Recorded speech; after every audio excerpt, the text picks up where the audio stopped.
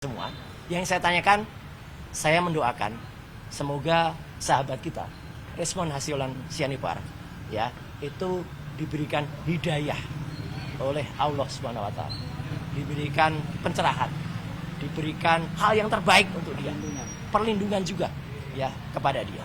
Karena apa? Karena mungkin apa yang dia katakan, prediksinya pertanyaan Mas Rafli. Ya, kawan-kawan media, hari ini saya hanya mau menyampaikan mungkin tanggapan saya terkait video semalam. Tadi abang ini ada menanyakan apa benar penelitian itu dilakukan 2 bulan ini.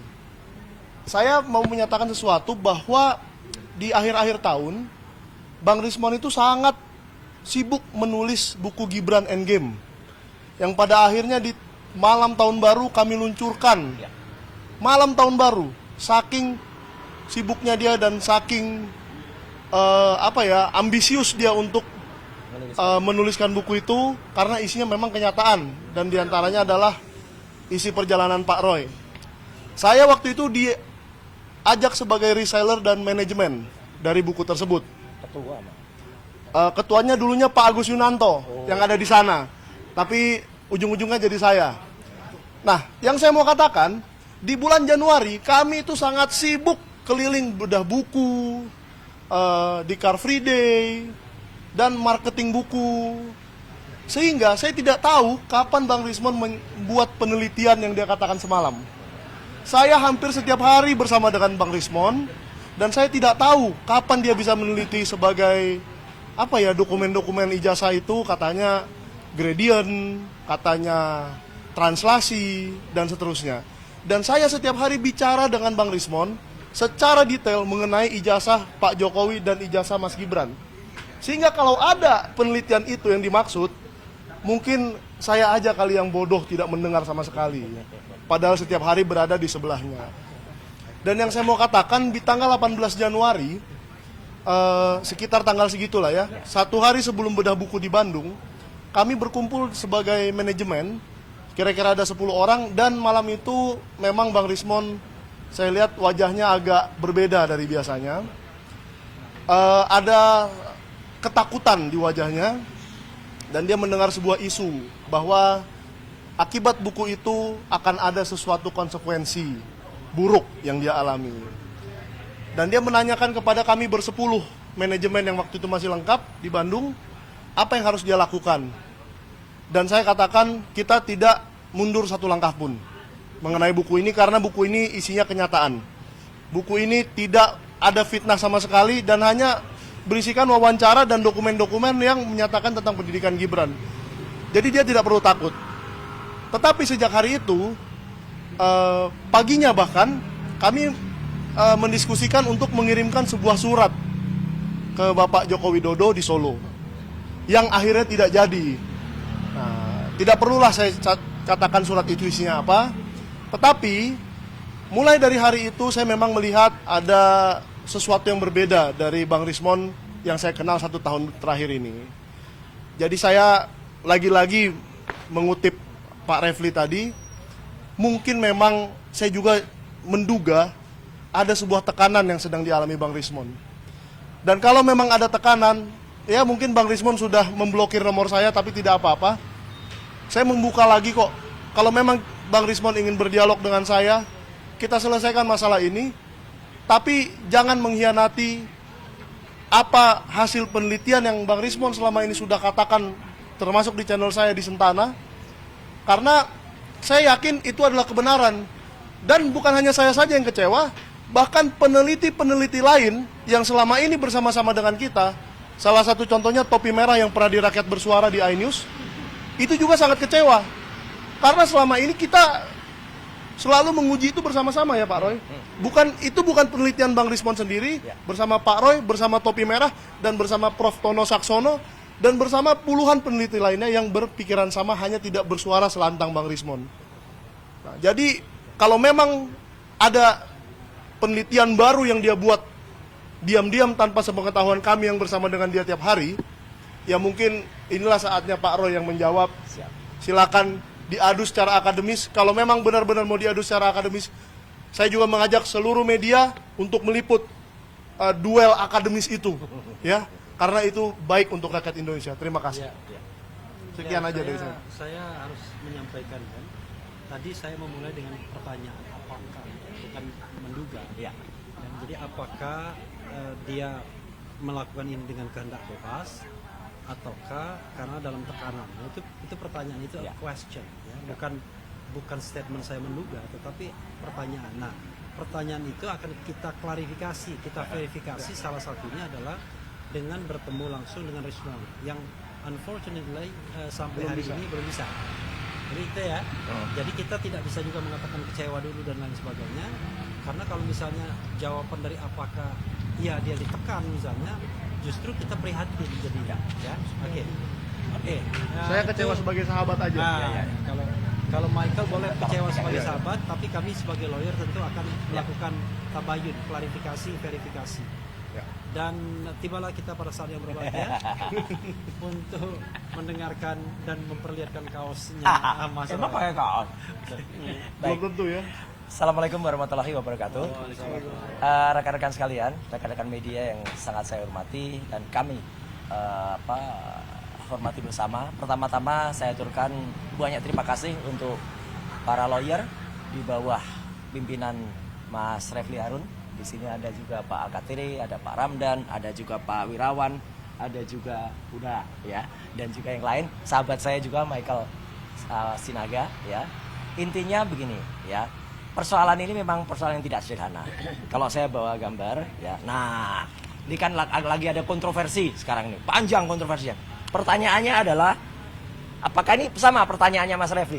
Apakah ijazahnya palsu? Ini pakai tanda tanya, ya. Kemudian yang di sini, apakah ijazahnya asli, ya? Nah, ternyata kalau penelitian kami dalam buku Jokowi White Paper, 99,9% itu adalah palsu, ya. Dan itu ini sekaligus menjawab, apakah ada perubahan sikap terhadap statement yang sudah disampaikan oleh sahabat saya atau sahabat kita semua, Bang Rismon Hasyolan Sianipar? Tidak, jawaban kami berdua. Setidaknya saya kemarin juga ngobrol dengan Dr. Tifa langsung, ya, video call bahkan, ya. Video call. Jadi kami mengatakan kita tidak mundur 0,1% pun. Kenapa 0,1%? Yaitu sisanya dari 99,9%. Itu 0,1%. Ya, jadi kita tidak mundur. Nah, maka kalau kemudian sekarang kalau orang mengatakan kalau begitu kontroversinya panjang, iya, kontroversi ijazah ini tidak akan pernah tenang. Karena ada saja akal-akal yang dibuat, ada saja upaya dari pihak seberang yang berusaha melakukan itu. Dan apa yang terjadi pada sahabat kita Rismon Hasyolan Sianipar, saya juga tidak bisa menyatakan itu yang terakhir atau itu yang final, karena bisa jadi itu masih terjadi lagi. Karena sehari sebelum kejadian Bang Rismon kemarin, saya juga menyampaikan di depan acaranya Bang Eros Jarot di gedung GPN, akan ada satu lagi nih tampaknya gitu. Karena saya sudah mencium saja hari itu, ya. Bahkan sebelumnya apa yang tadi Michael sampaikan, itu juga kita sudah mendengar itu. Cuman saya berusaha untuk tidak kemudian terpengaruh sama sekali. Dan sampai detik ini alhamdulillah kami tidak terpengaruh. Bukannya saya, kami tidak terpengaruh sama sekali. Dan ini yang penting, statement dari Bang Rismon itu sebenarnya tetap konsisten sampai dengan tanggal peristiwa ini. Ini tanggal 26 Februari di salah satu kafe, di mana ada Dr. Tifa itu meluncurkan 2 buku. Ya gitu, ini gambarnya. Maka ini ada RJ, Rocky Gerung ini, ya gitu. Bukan RG tapi ini RJ. Ya, itu ada analisis neuropolitika dan lain sebagainya. Itu Bang Rismon masih dengan statement yang sama persis dengan yang kita kenal. Jadi ini sekaligus menguatkan statementnya Michael, pertanyaannya Bang Refli, kalau tidak ada perubahan atau tidak ada apapun yang terjadi. Maka di kesempatan yang sangat baik ini, kalau saya, ini bulan suci Ramadan. Kalau biasanya saya mengatakan menunjukkan dengan wayang, kali ini saya nggak bawa wayang, ya, karena setan-setan takut sama polisi. Setannya ngumpet semua. Yang saya tanyakan, saya mendoakan semoga sahabat kita Rismon Hasyolan Sianipar, ya, itu diberikan hidayah oleh Allah Subhanahu wa taala. Diberikan pencerahan, diberikan hal yang terbaik untuk dia. Perlindungan juga, ya, kepada dia. Karena apa? Karena mungkin apa yang dia katakan, prediksinya pertanyaan Mas Rafli, keberatannya Mas Michael dan teman-teman semua, itu ya mungkin saja itu dialami. Jadi kita mendoakan saja. ya, semoga yang terbaik. Tapi kami tetap terus jalan, kami tetap terus menegakkan, dan terima kasih atas semua supportnya. Ada pertanyaan, kenapa nama media dan YouTuber tidak Mas tulis dalam panjang? Loh iya, karena itu tulisan itu saya berikan kepada media. Jadi kalau tidak diberikan kepada media nggak saya tulis di situ. Ya, yang saya berikan kepada sahabat saya tulis, media YouTuber gitu saya tulis. Ya, tapi yang saya berikan kepada media itu nggak saya tulis, karena itulah. Saya juga mengucapkan terima kasih kepada sahabat-sahabat ibu-ibu yang mak-mak ada di ARM, ada di KNPRI, ada di Forum Aksi yang selalu membersamai kami.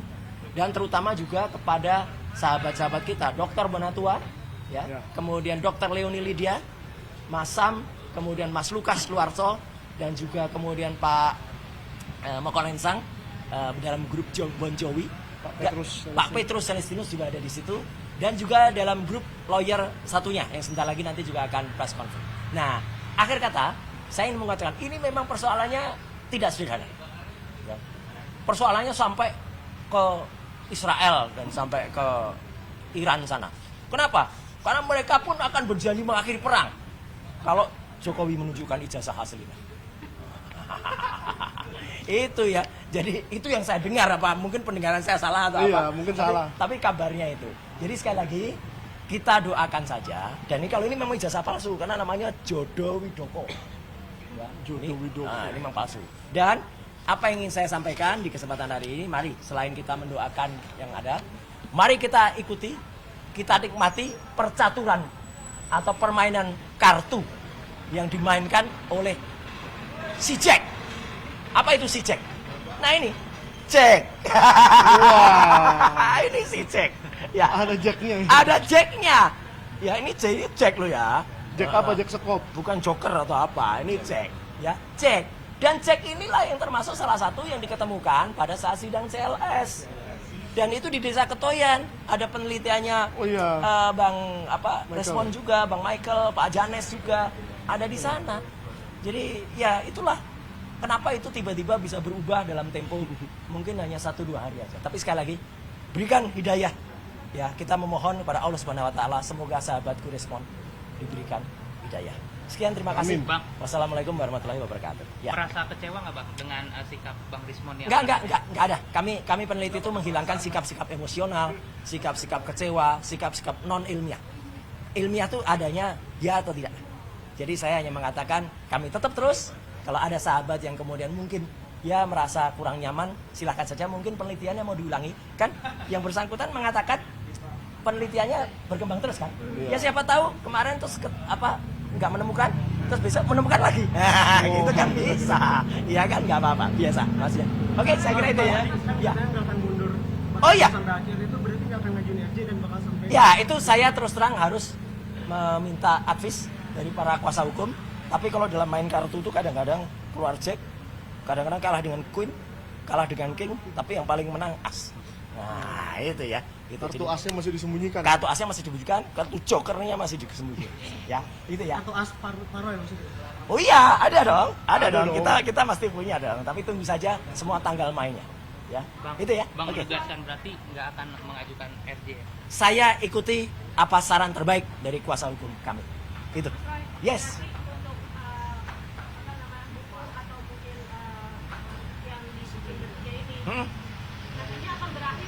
Oh enggak, bukunya kan tetap ada.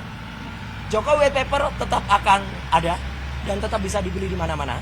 Tapi kalau bukunya yang Gibran Endgame. Resmond Endgame. Oh, Rismond Endgame. Oh, Saya nggak tahu. Gibran Endgame, ya itu kan terserah Bang Resmond. Iya. Tapi buku saya kan segera terbit. Ya. Itu setelah Lebaran. Ya, Gibran namanya Black Chapter. Gibran Black Chapter. Bukunya Dr. Tifa kan sudah terbit kemarin ya, nanti. Gitu. Jadi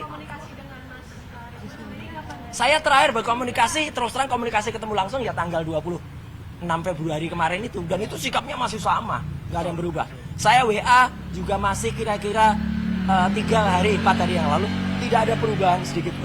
Jadi saya khusnuzan saja, berpraduga baik saja, dan sekali lagi saya mendoakan saja, karena ini bulan suci Ramadan, bulan baik, dan sebentar lagi malam Lailatul Qadar. Ya, kita doakan moga-moga Bang Resmond mendapatkan Lailatul Qadar. Gitu. Dan video ini take down. Nggak tahu, silahkan. Kalau itu silahkan. Saya tidak boleh menduga, tidak boleh mengira-ira apa yang terjadi pada Rismon. Saya mendoakan yang terbaik saja untuk dia. Gitu ya. Oke, terima kasih semuanya teman-teman. Ya, itu tadi penjelasan kita ya mengenai banyak hal, beberapa hal. Sekali lagi ingin kita garis bawahi bahwa belum ada sikap final kita terhadap Rismon. Kami masih perlu bertemu, bertabayun dan kemudian mengetahui apakah dia mengatakan hal-hal yang baru ini karena tekanan atau apakah memang karena kehendak bebas. Itu yang paling penting ya. Dan tunggu tanggal mainnya karena for the time being Rismon agak sulit dihubungi ya. Mungkin maklum ya, mungkin dia sedang menata diri atau apa. Itu saja. Wassalamualaikum warahmatullahi wabarakatuh. Waalaikumsalam. Teman-teman, saya dapat amanah yang mau liputan di sana disuruh pindah sana karena mengambil latar belakang yang berbeda. Waalaikumsalam. Stay updated. Info terkini masih banyak. Jangan lupa subscribe, like, dan share YouTube official OKZone. Dan selengkapnya ada di okezone.com.